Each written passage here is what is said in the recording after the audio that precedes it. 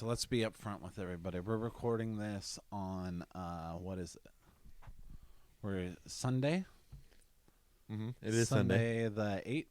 Something like that. Something like that. Oh wait, I've got it right here. Right now it's 2:25 p.m. Sunday, November 9th. Okay. Now we were supposed to have recorded. You're leaving on the bus pretty soon. Yep. We're supposed to have recorded last night. We recorded one episode with our Aunt Lori. Yep. Which is going to be really good. That'll be out later because Nick has to go to Vegas for a week. I don't have to. I chose to. Yeah, Nick gets to go to Vegas for work for a week, so he won't be available to edit. No, I won't be. But when I come back, man, will I have some stories? Yeah. And I'm gonna get my first paid hand job. Paid hand job? Yeah. You're gonna pay for sex? Yeah, not sex. Hand job's not sex. Oh, since when? You've decided that, like that specifically? No. Why not pay for sex? I don't know. I'd feel sleazier about sex. Maybe I should never go to Vegas. But yeah. So we started recording yesterday with Lori around 1, 2 o'clock. Yep. We drank a lot. It went swimmingly though. Yeah. And I thank the alcohol for that. And yeah, we're not gonna. For some reason, that one's released after this one. We're so complicated. I know. I don't even remember why we're doing it this way. It's the editing thing. Oh yeah. But yeah, and then we were gonna record with Ed, and Ed had to cancel. That's Eddie Metal. That's Eddie Metal of from MySpace fame. MySpace, Planned Brotherhood's MySpace fame. Yeah. Yeah, he was gonna record with us, but he's got a kid now. He can't come at the drop of a hat, buddy. Yeah, his wife had to just come back into town, so he was staying. So where are home you going with this? I mean, we were supposed to record with Ed, but we're still recording now. Well, no, yeah. So Ed couldn't do it. We texted a few people. Someone else was gonna do it, then he bailed too. But so we tried to get another friend, and he couldn't do it. And yeah, then we just ended up like we had drank a lot. Yeah. And we just passed out. I'd convinced myself, like, yeah, Lori had left. We'd all drank a lot. And you have to drink when you're talking about his family as in depth as we were, I feel. And so she left, and then I was still primed for Ed to come, but then he had to cancel. And then so I was like, I'm feeling pretty tired. I'm going to lay down on the floor for a little while. We'll regroup and then get back to it later. And then that just never happened. Not only had we just recorded a 2-hour episode, but it was like intense family issues. Yeah. Like, I was just very drained in a lot of ways. Yeah. But we're back. I'm feeling good. Yeah, we're back the next day. Guestless, but that's all right. Yeah. If anybody ever wants to be on, find somebody you know that's famous and tell them. Yeah. What else do we got? So Ed's not here, but he is working. He's going to be working on a song for us, which is exciting. Yeah. So that should be soon coming. In addition to that, who knows what song will be on this episode? Yeah, I don't know. We're kind of sick of the other one, so we'll see what happens there, Mr. Editor. Aside from that, it's still early November, even by the time this is released. So vote for us on Podcast Alley. We're actually doing pretty well on there. Yeah. Beating a couple other podcasts that I know we're better than. But there's still others that I know we're better than that are in the top running. So we got to get there. Watch out, Keith and the girl, is what I'm saying. Yeah, I don't know. I don't believe that at all, by the way. And what else am I forgetting? You know what? We don't get too many emails. I'd like to see a few emails. Yeah. info@plannedbrotherhood.com. I don't think we've described what we want out of an email. Yeah. Well, this is what I was thinking about the other day. You got like a private message from someone you know who like had a criticism about the show, about like a movie episode that we did. Too much movie with Matt. Not enough funny. Now, obviously, she's a fucking idiot, but those are the kind of emails we want. Not like a private message, because that makes me think, well, maybe she doesn't want me to talk about it. We are. But just know that we're going to talk about it either way. Emails like that. Send it to the proper address. Yeah, and if you know us in person, you can email us while you're listening to it, and yeah, you don't always have to kiss our ass. Tell us if you don't like it. I do appreciate it in a lot of respects. But that one, in fairness, episode 16 was movie themed. Don't complain about it. Just don't listen to it. Oh, well, she can complain about it all she wants. I'm just saying, write an email. No, nobody's going to write a fucking email. I call her a fucking bitch for humor. It's like somebody going to a Don Rickles show and deciding to sit in the front row. Mom wrote us an email once talking about how we air too much personal information on it's the all air. I know. It's all I know. But then she wrote it to the exact email address where we're like, if you want something talked about. And then I deleted it by mistake, which is too bad because it was so good. It. So good. So, Mom, yeah, you email us again. Yeah. We can make that a whole segment. Mom's weird emails. Twitter.com/planbrohood. I know you could give a shit, but I'm having a blast with it. I like reading them. They are a lot of fun. We did lose a follower. Fuck you, follower. Ex-follower. I don't even know what that was about. I think it was all your jokes about Jennifer Hudson's nephew. Maybe that's why I don't follow it. It sounds like too much drama. Which, by the way, this is an email I sent to ourselves at info@planbrotherhood.com. Show correction. His name was not Curtis. It was Julian. Julian Hudson. Yeah. We were So if you're going to make any more crass jokes about Jennifer Hudson's nephew, at least do it by the proper name. Yeah, but I didn't get it wrong. We didn't know it, so we just guessed. And who would have? That's a pretty good guess. Not bad. Yeah. So, oh, we've got a new Facebook page, which I do not understand. I don't either, and I'm the one that set it up. Because the problem is you can't just set up a Facebook page the way you do MySpace. Yeah. You have to kind of verify who you are. They don't believe that Planned is my first name and Brotherhood is my last name. Yeah. So I had to create a personal Facebook and then make a fan page for us, but I don't know how to advertise. So, again, if anybody has any instructions, the email address. What's going on aside from Facebook, Twitter? I have a message. Alley? I have a message for Jeremiah's girlfriend who I told. She goes, "Oh, I want to listen to it, but she can. I don't think she really knew how to do it on the website." So I tried to get her to our MySpace page. I told her I would friend request her, but she does not accept friend requests from comedians. Yeah, and we are listed as a comedian. It's a comedy page, so. So if this is the one you're listening to, I don't know how you're listening. Yeah, MySpace is our bread and butter right now. Please change that setting. Yes, please do, because I feel worse about soliciting somebody when I get rejected for doing so. It's like being a Jehovah's Witness and getting the door slammed in your face. Exactly. Not that I would know. We also have stickers and what else? Stickers and, business cards. That's more for us. Yeah, Howie at Free Beer. Man, I don't know if that guy is in school. I know he's in school for graphic design or something. We had ideas for logos that we could never even We could imagine them, right, and describe them out loud but to ourselves. How are we gonna get them made? And this guy, he's on it. He's on it. Yeah, we've getting a lot of updates from him, so we do appreciate that, Howie. Let's talk a little bit about the beer challenge that they post. But we'll have stickers and cards very soon. Yeah, with the awesome logo that he whips up for us. And I think we'll have to get emails in that respect. We'll probably pay for postage, but they have to email a request. You talking about for stickers? Yeah. Yeah, I'm thinking we could just set up a P.O. box and do a self-addressed stamp envelope type thing. Self-addressed? I'll pay for postage. Oh, you're so cute. Yeah.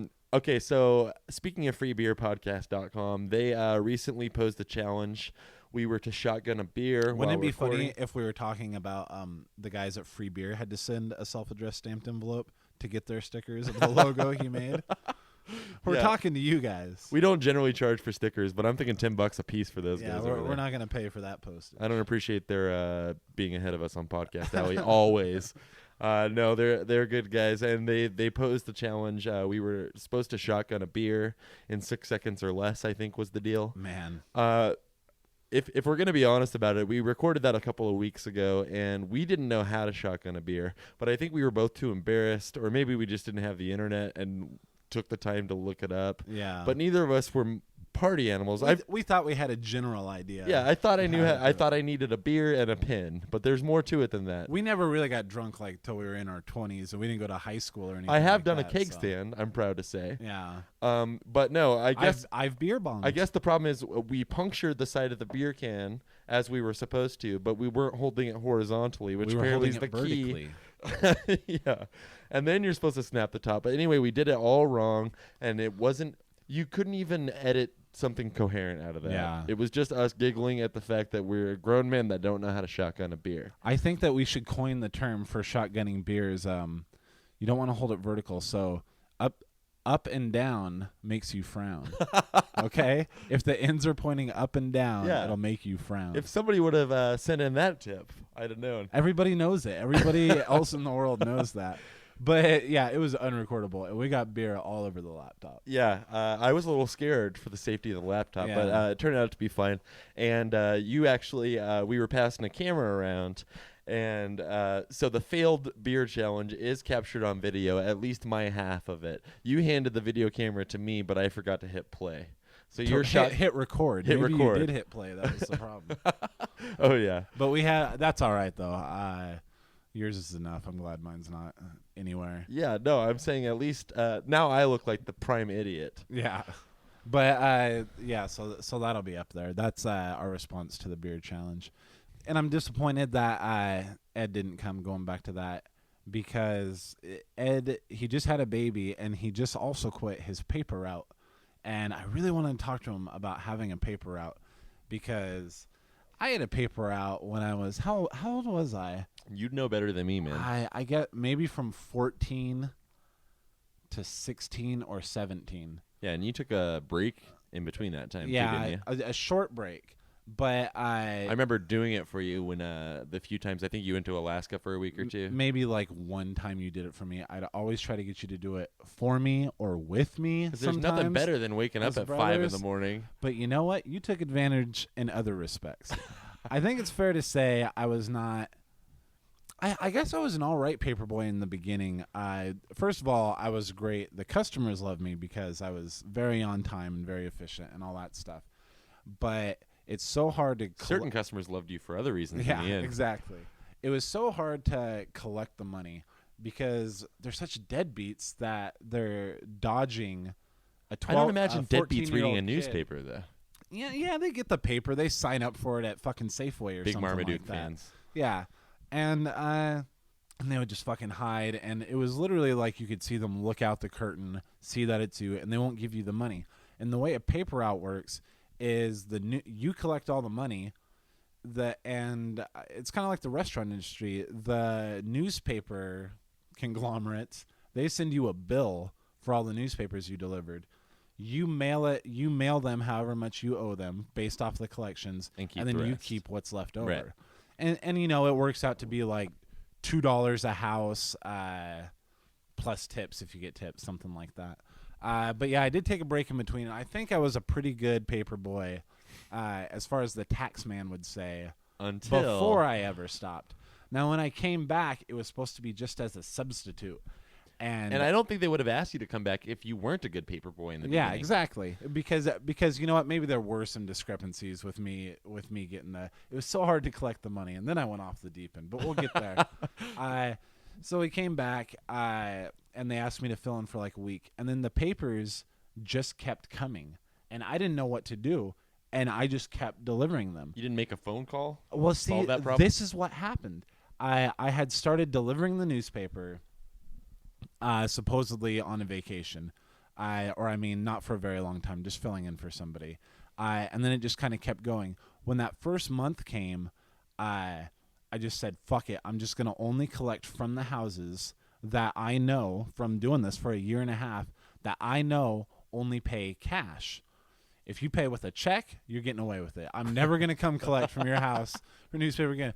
Go get the cash. All of a sudden, I got like, I don't know. I mean, it got to a point where it was like $200 a month. Yeah, it was crazy. Like, just out of Which there. was a huge amount of money for us back then. We were living at home. We were teenagers. Listen to you. For us, this was me. You wouldn't even help me deliver the papers. But every time, you're supposed to start collecting at the end of the month.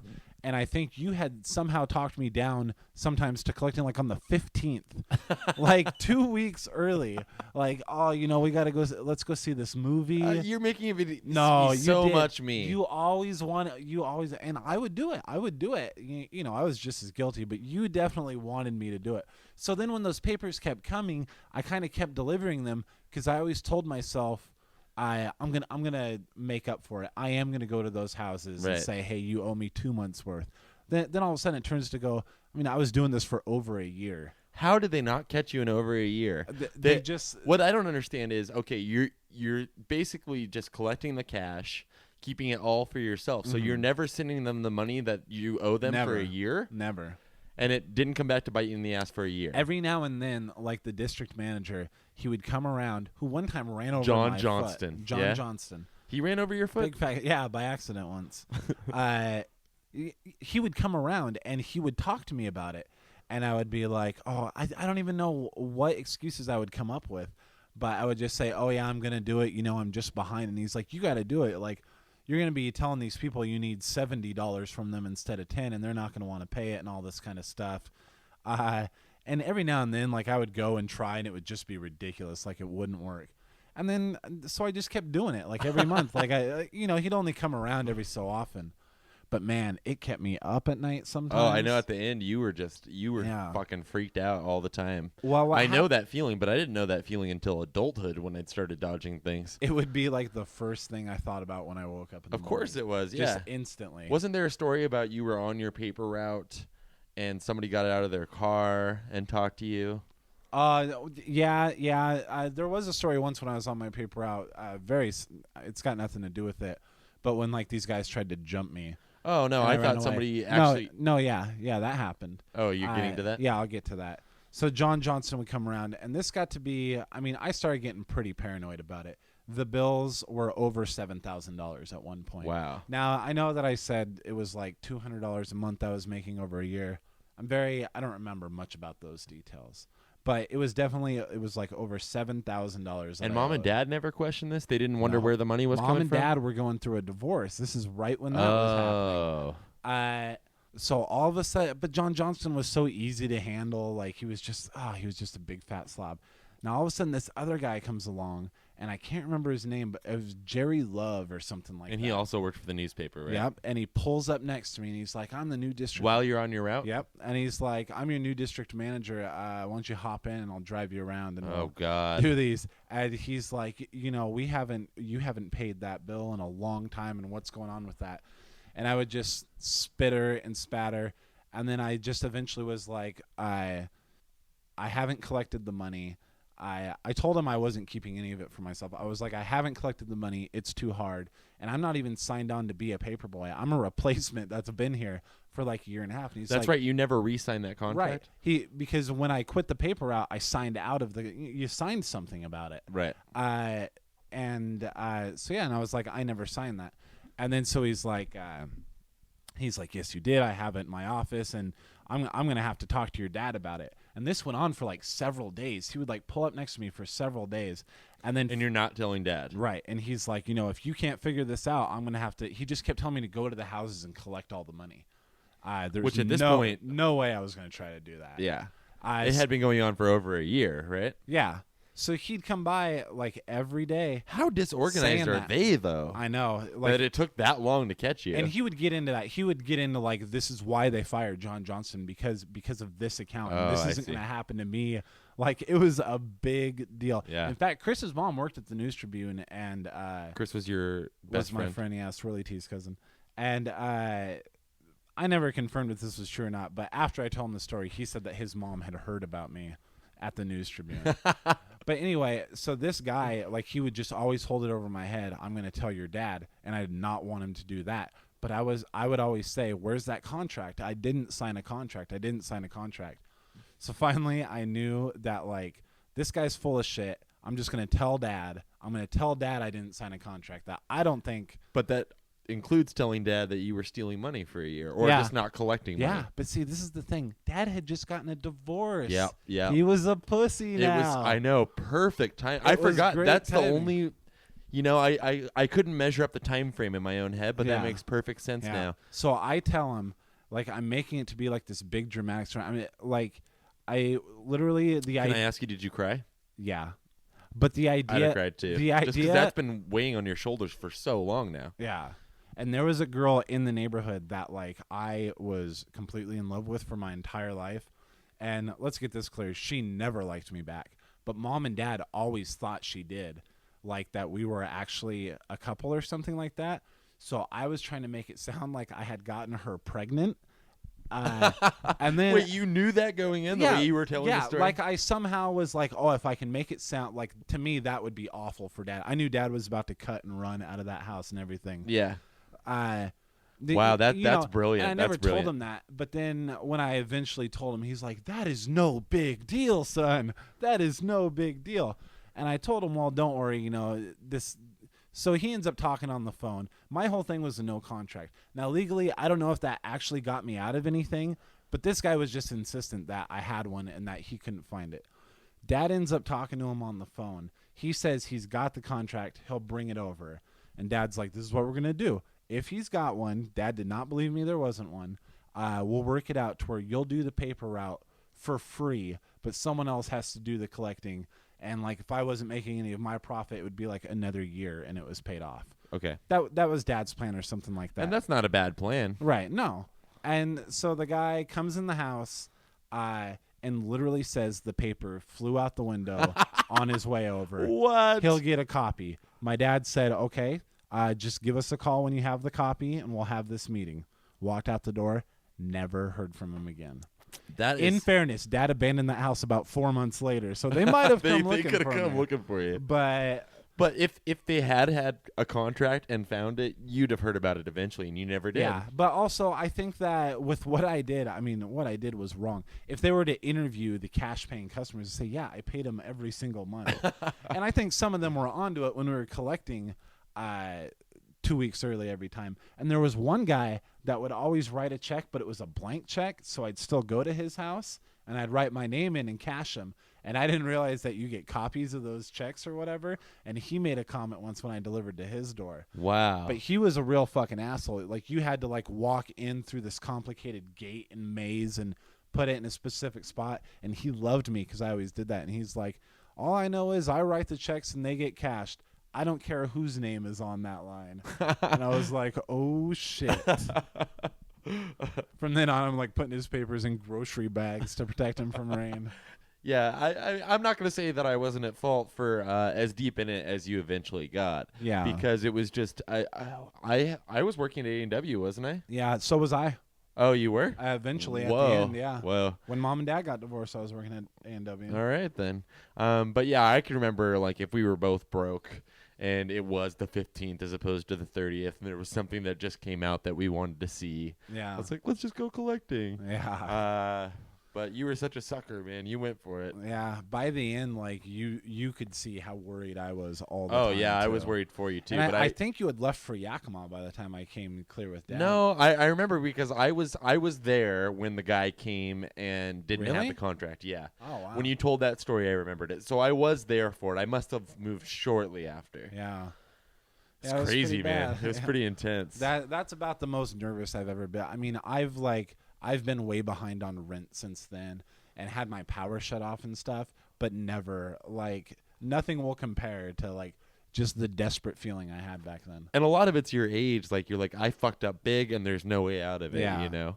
Plus, while most of it was happening, we had an extremely scary home life. Like, I was terrified of Mom and Dad. Yeah. So, like, for them to get a divorce and me to be able to throw this on him when he's just in a crippled emotional state, like, that was really the best timing in the world. I know. Well, it was good for something then. Yeah, that you whole know experience. what, Mom? I forgive you for everything. That worked out for me well.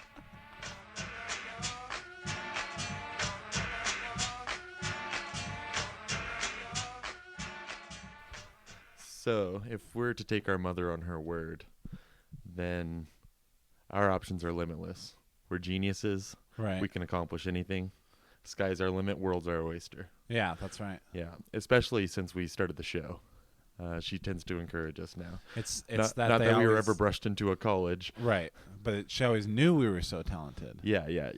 And then, our Aunt Lori was visiting, and talking to her, she spoke of the Allers. We have endless potential, and just don't know where to put it to good use. Right. We know where, we just don't apply ourselves. Right. Anyway, what I'm getting at is if you could do anything, and it didn't involve all the schooling and the effort and the time away from your wife and daughter, what would you devote your life to? Would it have something to do with film? Yeah. Yeah, me too. That's very safe to say. Yeah. Same here. And it's always been that way. Well, since LA Confidential. Yeah. That's when it happened. So that from movie, about that movie was the springboard for us when we started seeing and liking good movies. Yeah, it definitely was. And I remember we talked about that because our other option was GoldenEye. Right. So yeah, it was seeing that movie that kind of opened our eyes. And I don't remember when it happened, but I thought if I could do anything, my dream job, which prior to that, it was I was going to be a cartoonist. Right. Even though I was never a particularly good drawer. So I don't know why I had that in my head, but that fizzled out after probably when I hit about 15, 16, I realized that I wasn't going to make a go of that. Yeah. Because you either naturally know how to draw or you don't. Yeah. Well, you were a pretty good cartoonist. doodler, not a Yeah. cartoonist. And you had not even the, a cartoonist. You had the comic strip that you wrote, Yeah. Rhett and Wayne. We don't have to talk about that. That just to explain though, Rhett and Wayne, it's a little spin on Wet and Rainy. They were Right. two grunge kids based out of Seattle. See, that comic strip had no legs. It's not even relevant anymore. Yeah. Lots of jokes about rain, Yeah. prepubescence. I remember one of them always had a toothpick in his mouth. And Yeah. I didn't understand what was going on. Yeah. Anyway, you But that comic was funny enough to where like it could compete. I think in order to get into the newspaper, you do like have to have gone to school for whatever eventually gets you to write cartoons for newspapers. right. Some sort of art school or something, but without that, your comic wasn't going to get in. Yeah. But it rivaled them. And no. Sure it was. I finished like 2 complete strips in their entire history. Yeah. But they were pretty funny.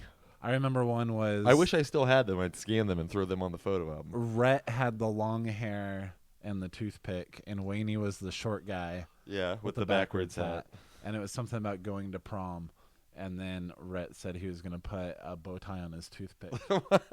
See, every joke, because the only other strip I remember that I wrote also revolved around his toothpick. And that's where the punchline came in. I thought I was a one-trick pony. I thought you wrote more than a couple. No, I drew them all the time. Whenever I just drew their heads. Yeah. But I never, it was too hard for me because I would actually draw out the boxes for the comic strip. I didn't know how anything worked. Yeah. This is pre-internet being of any use to me. Yeah.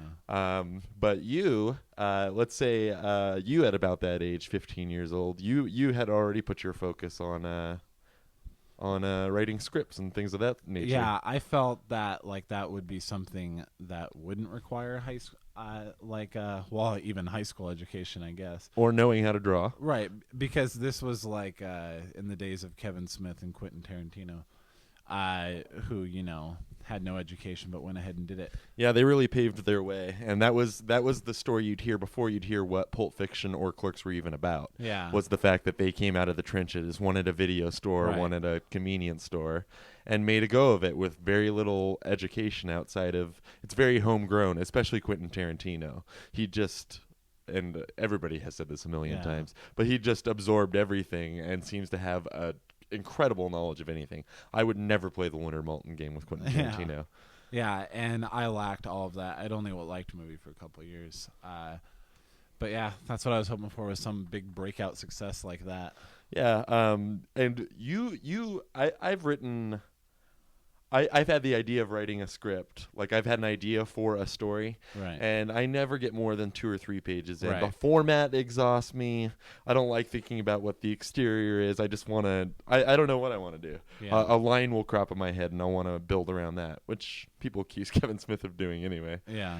But you actually had full finished scripts Yeah. at 16, 17 years old. But I can't say I ever read one to completion. the writing process was just to get it done. Like, okay, let me just write 5 pages. Because you of wanted to move on to something. the other thing, like Oh, yeah. actually getting people involved Right, and making yeah, it. Yeah. Really, I think I would enjoy more just the script writing process. Yeah, it was ridiculous. Well, I think what it boils down to is I'm not a writer. I'm just not at all. I wrote the first one was called White Boys. Remember that? Yeah, how old were you? 14. And you later sold that to the Weinstein Company and made Malibu's Most Wanted, right? Well, no, there was a movie called White Boys that came out, and it was With a Z. It was the same premise.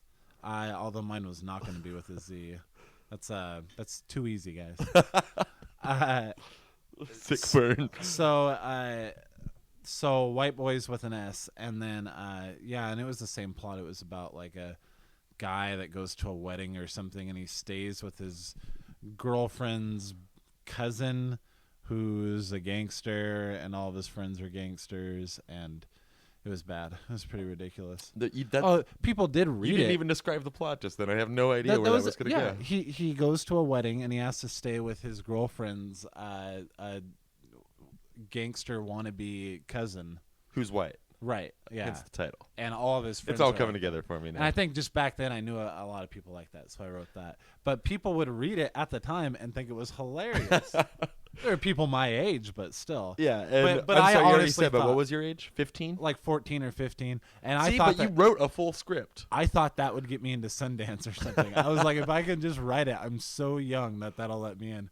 And then, man. Well, what was the story with the girl that wrote 13? She was actually 13. Yeah, she was. Which, actually when you watch that 13. movie, holy shit, what kind of life was she leading? Yeah, not to mention, I did not like that movie. Me neither. I feel I could write on that caliber, but I'm not. But it's very sleazy to know that a 13-year-old girl wrote that. I'm not 13 anymore, but if I could like submit a script and say, believe me, this is exactly how I would have written it when I was 13 years old. Yeah. I'm not any better at it now. So you never got to the actual filming process. What impressed me about you was, as a teenager, you wrote a couple of short films, I remember, and they actually made it all the way to where you would scout out a place, get a couple of people to do it with you. Like, that was more than I was ever willing to do. But never. I go didn't through with circulate local libraries and put up flyers for casting calls. It's so embarrassing that I ever. It's kind of cool though. At the same time, I guess, but like, what was I thinking that I was actually going to shoot something? The one in Yakima, we put up the casting call things all over YVC, but it was a script I had been, air quotes, working on for like forever. What was the title of that one? Suicide. Suicide. It was so awful. The title's bad. Throw that right out. Yeah. Oh, but I loved the title. But yeah, I guess that was one of my first little short ones that I wrote though when I was like 14. And what was that one about? Brief rundown. I don't even want to get into it. The story is so complicated. I'm guessing he. I've told it so many times to does actors the main character commit auditioning. suicide or not at the end? No. No? And it's one of those movies that. Not even if you wait through the end credits? It's one of those movies that was going to start with the end and then go back and work its way to it. Really? Yeah, I don't know what I was. But doing. Memento hadn't come out yet, so that was still innovative. All my ideas were. Was there a innovative. rape? Have you heard about Irreversible? That's backwards and has a brutal rape in it. Irreversible? That's the name of it. It's foreign and apparently disgusting. Oh, really? Yeah, let's check it out. So no one's in it. Monica Bellucci's in it. Is that her name? Yeah. Yeah. She gets raped. Oh, really? Hardcore. I've seen her naked in something. I can't remember what. Was she being raped? No, but she'll probably be naked in this one. The next one I remember that was also actually filmed was a short film that you had written. The Trouble with P, it was called, yeah? The Problem with P. The Problem with P. Excuse me, my apologies. That's what we called it, but it was first called Bar Top. Bar Top? Yeah, I had shot short films and Movie guy Matt Ribel was in that with you. Yeah, and he shot. It was all his equipment and his editing and everything. And Aaron. I didn't mean to say his last name. Aaron Daniel wrote the music for it. Local Yakima legend, Aaron Daniel. Yeah. I had shot short films before it. Nothing that I wrote, but like I'd be there with our cousin Tim and like his brother and sister. Rest in peace. And the brother's still alive. Yeah. And like some of his friends, and we would shoot things, and those were always real hilarious. Oh, and yeah. I don't have those melted. I had them. The on one I video remember had cassette. to do with zombies, and everybody. Yeah. What was that one My called? friend Chris was in that. I forget what it was called. My Dad's a Zombie or Zombie Dad or something like that. Some of those were hilarious. Yeah. But probably for all the wrong reasons. It's been so long since I've seen him. We had one called The Hostage and one called I remember the one hostage. called The Cop. Get a theme going there. And in The Cop, I played like 4 different characters, including like a robot cop. I was an android. But really, this was pre-YouTube. Some of this stuff is no better caliber or no worse caliber than something you see on YouTube that gets a bajillion hits. And no better, for sure. And that's why this is a good forum for us now. I mean, it wouldn't take much for us to, and we've already had a few ideas for just like internet shorts. Yeah, but we still lack that motivation. That Allers lack of motivation. Because somebody could have done a lot of them by now. Let me tell you about somebody who couldn't lack motivation, or couldn't lack less motivation. Somebody who did not lack motivation, my friend. The reason I bring up the scripts. Judd Nelson in Cabin by the Lake. We're getting ahead. Although I've got an article pulled up here from the Calgary Herald. This is a Canadian-based story. But the first sentence gives it away. That's what I don't like about this. That's all right. All right. As a filmmaker, accused killer Mark Twitchell was dedicated to capturing realism with his camera and was capable of pushing boundaries to achieve it, says a woman he knew in Edmonton's film industry. He was really into the theatrics of everything, said the woman, who didn't want to be named. She suggested that Twitchell would be willing to provoke an unsuspecting stranger to generate an authentic reaction. All right, so Mark Twitchell, he's a filmmaker. And Yeah, I'm sure they'll get to that. Huh? This lady's in the film industry that Yeah. they're talking to? Yeah, in Edmonton's film industry, Yeah. which is not a film industry. Yeah. It's a Blockbuster video. All right. They should have just said that. Twitchell, 29, was 29 and fucked for life. Sorry. Was charged Saturday with first-degree murder of Johnny Brian Altinger in what police believe is a ghastly case of life imitating art. Jeez. The accused, who is a fan of the television show Dexter, Nice. Gotta throw that in. about a vigilante serial killer. Yeah. Gotta throw that in. Yeah. I don't trust anybody that's a big fan of Dexter. Yeah, I not don't only trust- because it's not that great of a show, but also the premise is a little. You know what it is, I don't trust right? a newspaper that decides to throw that in there like it's relevant. Well, was it on his MySpace page? One of his television interests, Dexter? I don't know, maybe, but still, it's a reach. It doesn't say every show he likes. No, just Dexter. If American Psycho had been built into a show, he'd also Yeah. be a fan of that. Will appear in court today. During their investigation, homicide detectives seized a script written by Twitchell that detailed a plot similar to what they believe happened to Altinger. So let's take a second to process this. All right. He writes a script. And he's accused of killing a guy the exact same way that is in his script. Yes. In the script for House of Cards, I which like that title. it seems like that's a title that must have been a million times for a million other things. Yeah. At least as ideas for a title. Rounders 2, straight to video, House of Cards, right? It will be. I called it now. There's a movie, House of Cards, isn't it? Isn't Tommy Lee Jones in it? It's about a retarded kid. I keep thinking of House of Games, the Mammoth movie. Right. Anyway, where was I at? Twitchell wrote of a male killer who lured a woman on the pretense of, who lured a man on the pretense of a date with a woman, forced personal information from him, then chopped him up into bits. Okay, so now we're getting plot points. Yeah. You've answered personal ads online. Do you ever worry about this? Now I do. Yeah. I mean, this guy's under behind bars now, I would imagine. I haven't gotten to the end of it.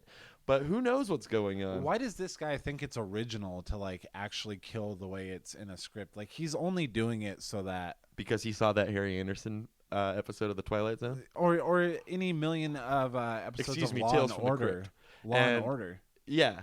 Yeah. Oh, that's true. This is straight out of a Law and Order Yeah, episode. and that's all he's trying to do. He's like, well, I'm fucked anyway. I might as well just. Which Law and Order would this fall into? If a rape occurs, then we'll know we're in SVU land. Yeah.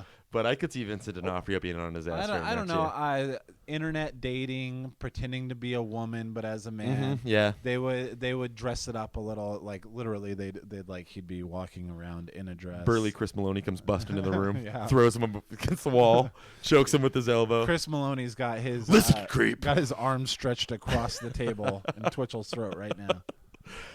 Detectives believe Altinger, who worked in pipeline quality control, Detective Stabler and Benson.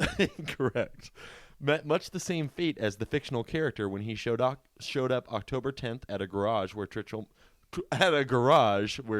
made his movies. Okay, a garage. Yeah. Like the script, police said he was lured there on the promise of a date with a girl he had set up on the internet. It was the last day anyone saw him. In this guy's script, was it like? I'd rather see Chris Hansen than Mark Twitchell when I come around the corner.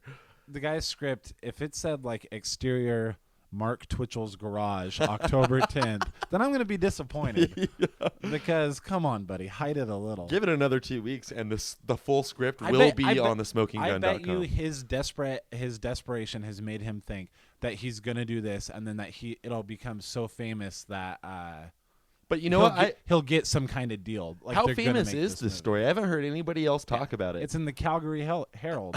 Yeah, but this This huge guy news. failed. He lived his life and he failed. He thought he was going to be famous. I thought Canadians had to sign something that they wouldn't kill people ever.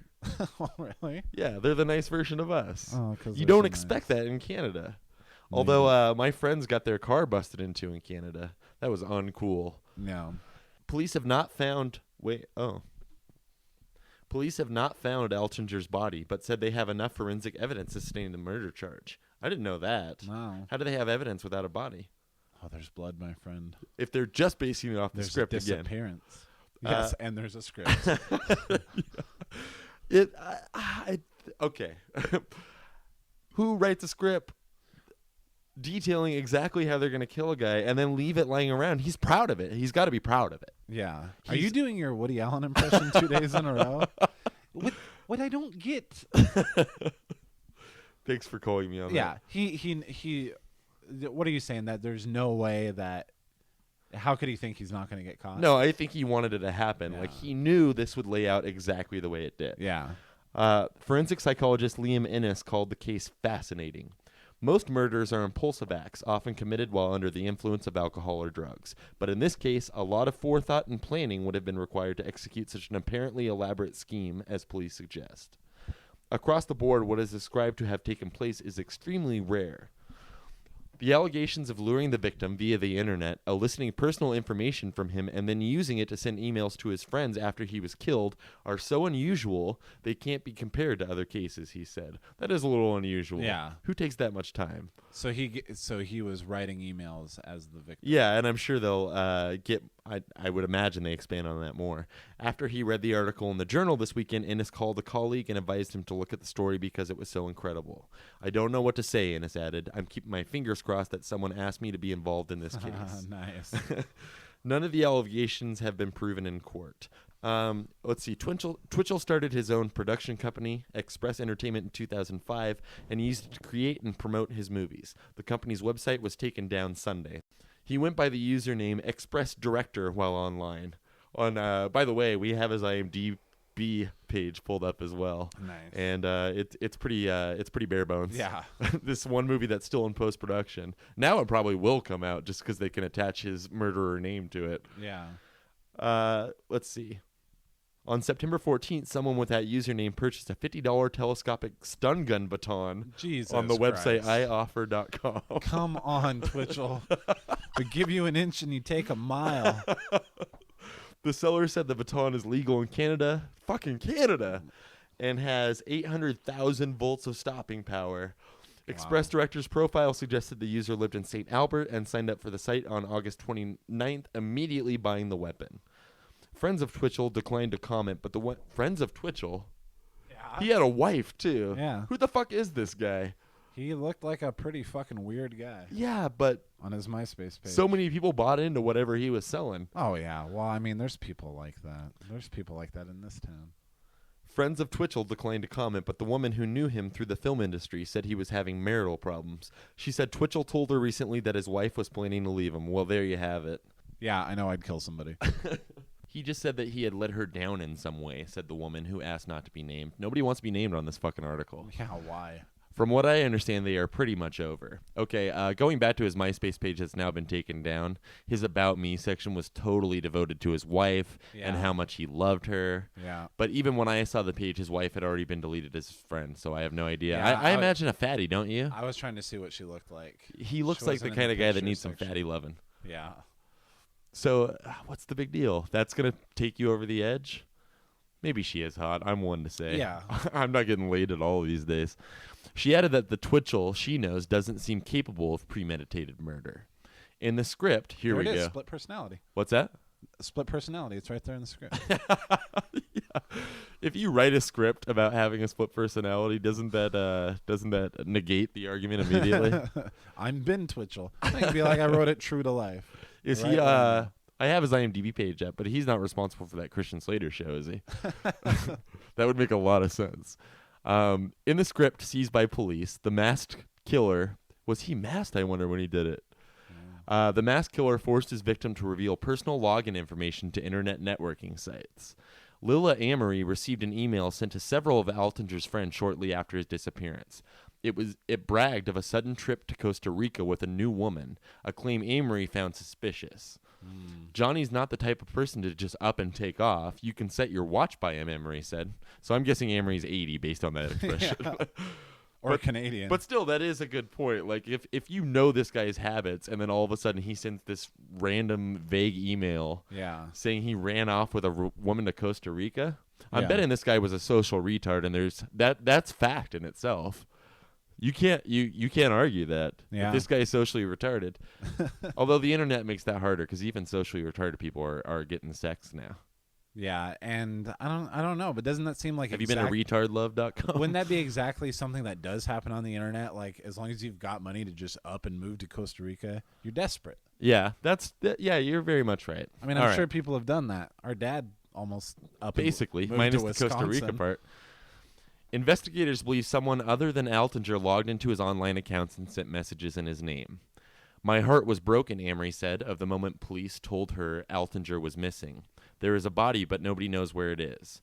How do they know there's a body, but not where it is? They must have found like a shitload of blood, or have a confession. Yeah, maybe. So how do we say goodbye? How do we pay our respects? Amory last saw Altinger in August when he had passed through Calgary on his red touring motorcycle. This guy needed to die. He was taking a long trip to the United States and stopped in Calgary to catch up. The friends bonded over their mutual love of motorcycles. When I bought my first one, he sent me his travel bags. I don't even know what that means. She said he was generous that way. He didn't have a dark side. He wasn't a mean person or a malicious person. Altinger's family declined to speak to the Journal. Police are still looking for a man they believe was attacked at Twitchell's garage a week before Altinger went missing. Oh, okay. Wait a minute. So he tried it before. Wait a minute. Police are looking for a guy that was attacked before Altinger died? Oh, yeah. Yeah, there was another guy that escaped his clutches. Okay. That must be what they're talking about. They believe the tan-skinned man seen wearing a gold shirt and sporting a perm. Yep, Nice. I've read this before. Nice. Now, do you think that Twitchell requested that of him? I don't know. Man, this guy is fucked up. He had to have seen his picture on the social network. Let me read this last part again for effect. They believe the tan-skinned man seen wearing a gold shirt and sporting a perm showed up at the garage for a date with a woman. Again, you're meeting a girl in a garage that you met off the internet? Yeah. And you have a perm and a gold shirt. Why is that even relevant? Instead, witnesses said he was attacked by a man in a hockey mask. And doesn't tan skin even make it that much better? I'm sorry, PJ. This man was just attacked by a man in a hockey mask. You're right. Little respect. Police have since recovered the mask and believe it belongs to Twitchell. Investigators want to speak with a man who they say escaped. Again, how do they know this? If anybody that's listening knows anything about this man with a perm, the investigators are asking that we contact them at bgelinas, that's BGELINAS, at thejournal.canwest.com. Yeah, we are taking this very seriously, actually. Help a brother out. Right. If any of you are near Calgary or know anybody there.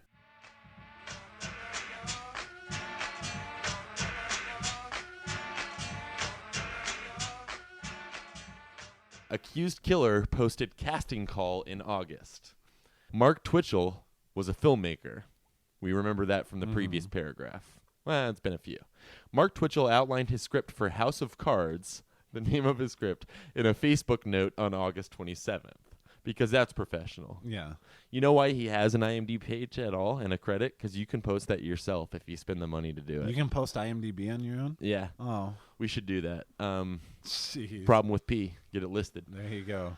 Only Or available on Bar Top. VHS at PJ's house. We could do Problem with P and then Bar Top working title, and then it's like we've done two. Yeah. You were nowhere near that set. Nor any of my sets. I know. I was a little embarrassed for you. Okay. Let's get back to Mark Twitchell, who's not as embarrassed as he should. I'm embarrassed for this guy. Okay, here we go again. This is Mark Twitchell, filmmaker's Facebook note on August 27th. Hey, we need to kill some time before Day Players is ready, which apparently is the title of something. So I thought we'd do a short for kicks, and I need some top ... gun ... actors. Oh. Here's the vitals. The title is House of Cards. Genre is a mystery thriller. Mm-hmm. Shoot dates Friday, September 27th, 2008 through Sunday, September 28th. So it's a like it. 2-day shoot. I like it. Let's do a serious piece. Let's cram it all into 2 Yeah. days. These are the required roles, PJ. Tell me which one stands out to you. Okay. If you'd showed up at this casting call, what would you have gone for? The killer. We need a male playing age mid to late 20s. Okay. You're in so far. I can do that. Needs to deliver in a cold, sociopathic tone. Can you give me a little? If I give you a line? How about get off my plane? That wasn't so sociopathic. No, Work the on it. character. I'll had go to back be? to you in a minute. What? I want to take a character from a good line and make it sociopath. Like, Oh, I see. me and Jenny went together like peas and carrots. That's how you act. That was pretty sociopathic. That's why when I audition, I do the vagina monologue. Okay. Again, we need a male playing age mid to late 20s. So you could play the age mid to late 20s and still be 60, apparently. Yeah. Needs to deliver in a cold sociopathic tone. Mm-hmm. Since face is disguised for the most part, needs someone with a commanding voice. Oh, I wonder how your face is. Not a hockey mask. I mean, they mentioned he did an actual attempted killing with the hockey mask. Yeah. But even he has to be familiar with the Friday the 13th series. Yeah, I'm sure it was some sort of interesting mask. Okay. And so you have to have a commanding voice. Yeah. Man, we don't have any lines from the movie. Let's go. Who knocked down my fucking house of cards? All right, so that's what they need for the killer. The next role up for grabs is Roger, primarily the victim in the scenario. Male, playing age mid-40s, preferably silverish hair. Very specific. My God. He's hoping for Clooney too. He's hoping for he John Slattery. I could probably get him. John Slattery is older than mid-40s. Maybe. Family man type with a deceptive streak built from a place of insecurity. That is very specific for a casting call. I wonder, do they all look like that? I don't know. This is on Facebook. I don't know how much we can take it for. Yeah, but for it to be the most specific on there, I think usual casting things like males age 18 to 65 come on down. Yeah. Okay, we've got the wife. This is Roger's significant other. Okay. One scene required. Female, of course. He's got no room for women in the script unless they're being murdered. I'll bet that's what they mean by one scene required. Is this you just need to get stabbed and then you can go home. Who's Roger's wife? Is Roger the killer? No, Roger's the victim in the scenario. Oh, okay. Female playing age late 30s. Other physical attributes not important. So you could be an Ugmo and get this role. Well, they're not important for Mark Twitchell's girlfriend. He just sees the inside. So. But she's hot. What if she's beautiful? She could be beautiful. Yeah. I'm thinking not. They also need kids in this script. That's disturbing. Needs 2 children, preferably 1 girl and 1 boy ages 7 to 8. And if they could come pantsless, that's a plus. Oh, we're not allowed to say that. That's against iTunes regulations. Uh-oh. There's also a call for a writer, male, playing age mid-late 20s. I think that's a character. Yeah, right. That's what I meant. Okay. And he doesn't need someone to write the script. I've got this great idea for a movie. Come out with the actors and then write something. And I'm going to act it out. Yeah. I'm going to make this thing. I'm going to see this thing through. Me and, not Anthony Michael Hall. Who's Dexter? In fairness, he probably couldn't find a writer, so he just goes, oh, fuck, I'll do it, and I'll see what happens. And I'll videotape it. On that, and I got stock footage right there. That's true. I mean, that's very method acting. Yeah. Method directing. And then the last casting call was for writer's girlfriend, female, playing age mid-late 20s. So who knows? They're all getting killed off. Yeah. Okay, here's the rest of his Facebook ad. I'm casting all these roles personally, so just contact me through Facebook to start the process. We're short on time, so the sooner the better, meaning my bloodlust is out of control. Roles are non-paid for House of Cards, but we are working on a $3 million feature. $3 million. Right after this, with major A-list talent, and I remember things like worth ethic and true acting chops when considering roles for that too. Now we know what his major A-list talent movie is that he's referring to. Yeah, but if we can base it on his IMDb page. Just for a minute here, if I was an actor and I was interested in doing this, an actor living in Calgary apparently, and I saw this on a Facebook page, just that last thing alone about there's no pay for this, but I am working on a big thing with big people. Yeah, working and on I a $3 remember million feature right after Fuck this. Yeah. you. Yeah. Fuck you. I wouldn't want to work with that asshole. Oh, you just see him as an asshole. Yeah. I would just see it more as I don't believe that guy. Yeah. That's a sales pitch at the end. So if you look up Mark Twitchell on IMDb, he is listed as a director, which, as I said, with the IMDb Pro tool, I could put my fucking jerk off videos on there. How many times do you think That's me jerking off in front of a camera, by the way. How many times do you think he logged into this IMDb page? Oh, dude, he's totally responsible. He put a lot of time in. Yeah. The director, let me tell you what the name of the movie is that Mark Twitchell is the director of. And I encourage you to look this up for yourself because the guy could use the clicks. You listener. The movie is called Star Wars. Surprise, surprise. Star Wars Secrets of the Rebellion. There's some things wrong with that. First of all, he obviously has no copyright to do this. Yeah, I don't understand. I never really got into all the thing. I think you read like a Star Wars book, but I don't know. Star Wars was a movie for me, and I don't want to read like novelizations of like other things that never happened where Boba Fett lived. And, Right. Yeah, he climbed out of that Sarkak pit. Yeah, I mean, just Is that what it is? And so many people are making these short Star Wars films. How are they?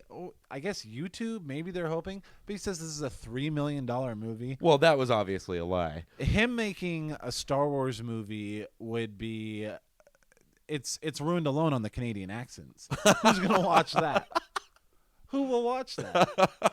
That's a solid point. Instantly gonna hold everything against it. And there's no pictures on there, but there was. God, I wish his MySpace was still on the up. MySpace page. I mean, people standing in front of the green screen, and I mean, he was doing it. Yeah, he was doing it. There was a guy in a Chewie costume. It's like they really went for it. The only one they don't do is like, I guess they do it a lot in books, but no one's making like their own version of Indiana Jones short films or anything like that. But they do. We don't know that they're not. They do them with Star Wars. They do them with Cloverfield and I Am Legend. Yeah, I don't understand. I don't think your own version of a story is going to make you any money. Yeah, it's not gonna get you I seen. see what you're saying. So, like, if I was a really huge fan of Lord of the Rings, and then, I bought a $600 camera and some editing equipment and got all my friends a dress and costumes, it doesn't mean I'm going to be able to do anything with that. Right. Even if you shot it well. Although I guess on the flip side of it, there was, what was the name of that Batman short film that Andrew Koenig, Boner from Dead Growing End. Pains? Batman Dead End. That one got that guy pretty well known. I don't know if he's still working in the business, but that was Andrew Koenig? Yes, we do. No, idiot. The director of it. Oh, yeah. I don't know. But, like, our uncle, for instance, he had a pretty, and he still does, he has a huge DVD collection. And that movie, for having, like, no legal right to be made, was circulating on the internet. And so somebody was making money off of it because our uncle owned a copy. So I guess, that's the best case scenario. He owned in it a on situation DVD? like this. Yeah. I rewatched But you could tell, that. like, the cover was printed off. Yeah. And I rewatched that recently on, like, YouTube. And I've never seen it through and through. When I watched it in the beginning, like, I thought it was really cool, I guess, but it's nothing anymore. It's just Is that because Heath Ledger? No, it's just because he gave Boner a run for his money on that one. Yeah, I like Andrew Koenig's better. No, I'm just kidding. But I wish I did. I like Andrew Koenig better than Heath Ledger. But yeah, so I guess that's a successful. But don't make a short film based on like Star Wars. Yeah, let's read the plot of Star Wars: Secrets of the Rebellion. The last Jedi left in the galaxy assist the growing rebel insurgents. He wrote the shit himself. On. He's behind everything on this movie. Stop. The Last Jedi. Yeah, the last Jedi in the galaxy assist the growing rebel insurgents in stealing the technical readout of the Death Star. That's pretty good. And attempts to keep them hidden from the Empire long enough to get them to their destination. Make it a cartoon or write it as a book. Well, we saw how the cartoon did. But still, that made negative money at the box office how somehow. much money was this going to make? Maybe a little now, but yeah, that's what he's banking on now. Yeah. Behind bars. Meanwhile, Han Solo and his Wookiee co-pilot Chewbacca, who's gonna have the gall to put somebody that's not Harrison Ford as Han Solo in a movie? Oh, wait a minute. I wasn't. We got to listening. look at the casting list after this. Han Solo's a character in this movie. Yes. No. Meanwhile, Han Solo and his Wookiee co-pilot. Yeah, that's what we were seeing pictures of on MySpace. Yeah. And his Wookiee co-pilot Chewbacca. And he's gonna be Canadian. Even Chewbacca's gonna be Canadian. How do you do a Canadian Chewbacca? He's wearing That's that an impression we need to fucking learn. Mountie hat. Return to the asteroid planet of Cassell to smuggle spice through the Cassell Run and make a name for themselves as record breakers. Written by Mark Twitchell. And this is in post-production. I'm sure it's due out any minute. Let's see if I can find anything else good here. Does it say how long the movie is? Does not have a running time. Oh, and this is interesting. You can put your own description, like where this movie falls into as far as genres. And this one says unofficial sequel. So he has to apparently credit the fact that this is a piece of shit. Yeah. Let's take a look at the cast list. See who's responsible. Who answered this fucking casting call? This one was probably on Facebook too. On the MySpace pictures, man, they looked real devoted. They're sitting there in front of their green screens and they got their robes on. I know you're not going to believe this, but top listing in the cast is Mark Twitchell. as a rebel technician. Well, he's got top billing. He is the most famous. I won't read the actors' names because who gives a shit? But I am going to read the actual cast list, who they're playing, because some of them are very familiar and should not have been tampered with. We've got Dash Rendar. I don't know if that's real or not. This is all out of order. There's an air traffic control tech, Spider, Jedi Master Aliska Malee Sin. Do you think they made that one up? Yeah, I think so. Captain Ramus Antilles, Han Solo, Princess Leia Organa is also in it. Darth Vader makes an appearance, as does Cantina Bartender number 2. Chewbacca, Lando Calrissian. Wow, Lando Calrissian. Yep, and the rest just appear to be Imperial officers and stormtroopers. No, not even any Ewoks. There's nothing going for this one. I can't believe it. No. Didn't you say that you'd said something, or you'd read something about this movie House of Cards that he put to life and killed one guy and scared another guy with a perm? A tan guy. Yeah. Can't you see this being made into a movie now? Is that really what he was going for? No. You think he has first bid on who plays him? I guess that wasn't my official opinion. No, I think that he was just hoping that, like, from beyond the grave, now they will be like, well, not beyond the grave. What am I talking about? Even though he's. Do you think he'll get the chair on this? That, like, in jail, he'll probably be able to find a publicist and, got to strike while the iron's hot. If this ever got famous enough news, and the movie would never get made, but maybe it was the last desperate attempt. I don't know, man. If this does get made into a movie, just the whole surrounding story, David Mamet should direct it, and Joe Mantegna should star. No, they would never give this guy any justice. That would be like if they made Mr. Brownstone, the Virginia Tech serial killer's script, into a movie now.